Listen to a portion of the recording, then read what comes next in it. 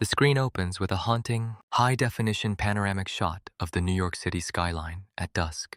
The lights of Wall Street flicker, but the atmosphere is heavy, underscored by a low-frequency cinematic drone. We hear the overlapping echoes of news anchors from various decades, 1929, 2008, and the present day, blending into a symphony of financial anxiety. The camera zooms slowly toward the Federal Reserve Bank of New York, a fortress of gold and secrets. This is the heart of the global financial nervous system. Yet for the first time in nearly a century, the pulse is irregular. In the high-stakes world of global macroeconomics, silence is often the loudest warning. Across the trading floors of London, Tokyo, and Hong Kong, the same question is whispered. How long can the world's largest economy sustain a debt load that has defied every traditional law of gravity? We are no longer discussing a distant theoretical risk. We are witnessing the structural fatigue of a system pushed to its absolute limit. The U.S. national debt, now surpassing $34 trillion, is no longer just a number on a digital clock in Midtown Manhattan. It has become a gravity well, pulling the entire global order toward a terminal point. This is not just a story about money. It is a story about the fraying edges of trust, the mechanics of power, and the impending closure of the greatest credit expansion in human history. We are entering the debt trap. The cracks are no longer invisible. In the quiet corridors of the world's central banks, the tone has shifted from cautious optimism to structural alarm.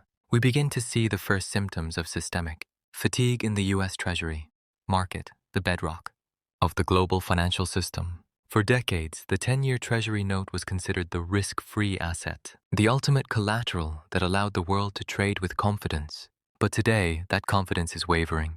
When the U.S. government issues debt and the world's traditional buyers, large, sovereign nations, and institutional investors begin to pull back, a dangerous vacuum is created. We see this reflected in the DXY, or the US dollar index, which fluctuates violently as markets struggle to price in a future where the greenback's supremacy is no longer absolute. The cracks manifest as sudden spikes in systemic liquidity stress, where the plumbing of the financial world, the repo markets, clogs up overnight. It is a phenomenon reminiscent of the days leading up to the 2008 Lehman Brothers collapse, where the sudden realization that safe assets might not be so safe triggered a global paralysis.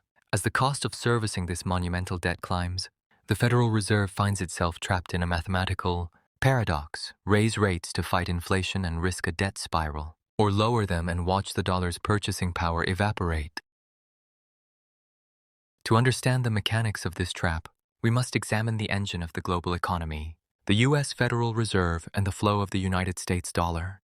For the better part of the last decade, the world operated under a regime of easy money. Quantitative easing, or the aggressive printing of currency to buy up government debt, became the standard operating procedure.